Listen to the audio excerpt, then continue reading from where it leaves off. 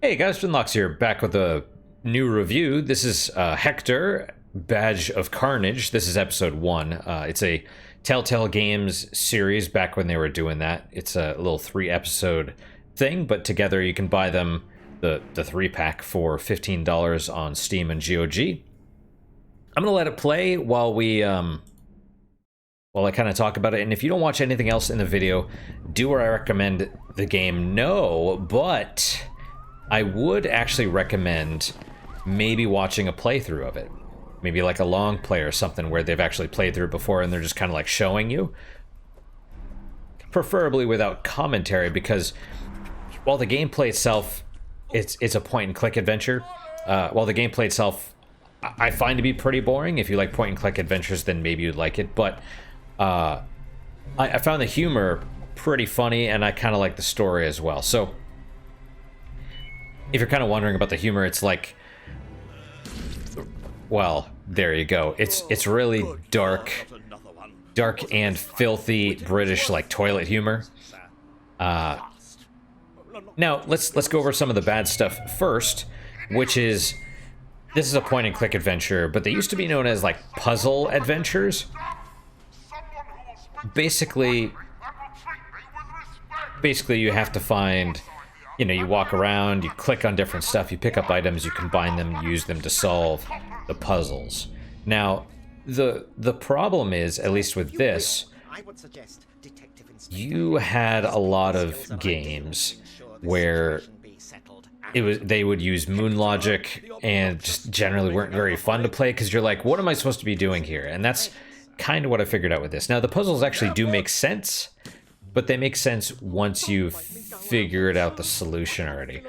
The big problem for me, I gotta turn this down actually on my end because it's kind of distracting me, the voices.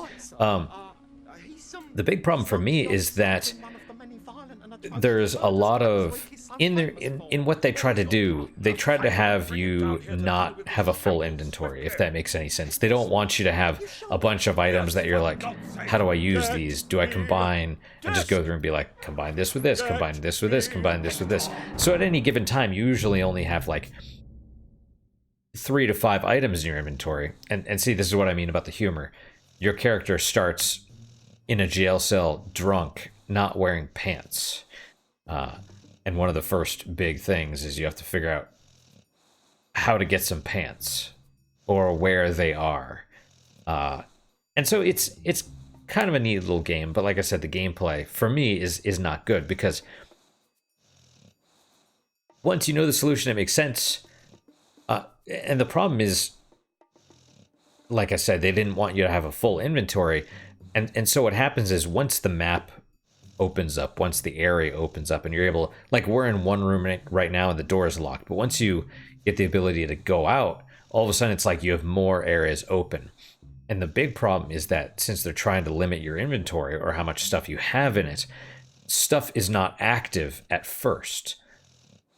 You might not be able to do anything with things in the environment until you have the appropriate item or until you've done other things, and then all of a sudden on a previous screen something will activate. So you might like double click on anything and he'll be like, oh, it's this.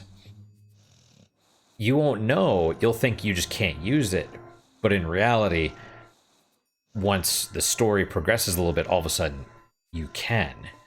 And maybe you don't remember, because I haven't played a lot of these, at least not lately, but how, you know, you pick up everything and then if it doesn't get picked up, you're like, oh, I can't use it. So it gets, you just forget about it basically, and that kind of leads to frustration. Now let's move on to the good stuff. That's basically the bad. Basically, the bad is just the gameplay. It's more point and click adventure than it is puzzle adventure. It doesn't feel like puzzles. It doesn't feel like you're really solving puzzles. It feels like you're trying to figure out what the developers are expecting you to do. You know, it's like not even charades. That's not a good thing. It's like your boss is trying to get you to do something without trying to directly. They read some book on how to be a leader and they don't want to just tell you what to do, and they're trying to like manipulate you and whatever, and you're like, what do you want me to do? Just tell me. That's how playing this game feels for me. But that brings up a great transition, which is this little question mark right here. It says get hints over here. And it will give you, the hint system is pretty robust. It starts off kind of vague, and then if you want, it'll just give you a straight up full walkthrough the whole game. Which, as I progressed through the games, 1, 2, and 3, I got to episode 3, I played a little bit on my own, and then I'm like, you know what, I'm so tired. Just tell me how to do it. And even then, they're not trying to spoil everything, because you might go to a different area, and then the hint system will change depending on the area you're in. It won't tell you what's coming up, basically. So you could look at it and still not be totally spoiled, which is nice. Hint system is good. Other good things, I don't know if you could really tell, the animation is, I like it. I like the animation, I like the art style and the art direction. The sound is good. The voice acting, I think, is great. And for me, those are the big highlights. The story, the voice acting, and the humor. I wonder if we can just... I don't know how well you can hear it because I've reduced the volume on it. So you might...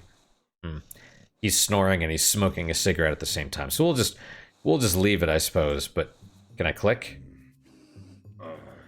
Yep. Yep. Anyway, but that's... What the hell happened last night? Last I remember was doing a conga with a nun. Or was it a goat? No fat bird lying next to me this time. Good sign. Bit breezy in here. Oh, bleed now. Where'd me kicks go? Click here for game controls. Well, Let's see if there's something useful under here. Well, that condom's huge.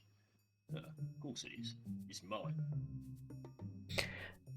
and that's a pretty good introduction to kind of the filthy British humor that you can expect through the rest of the game. There's lots of toilet humor, lots of poop jokes and other stuff.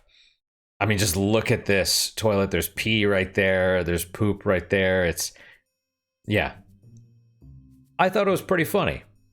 Definitely not for kids. Thought it was pretty funny. But that's basically it for my review. Like I said, I don't recommend the game itself, but if you were to watch a long play or something, that I think would be good.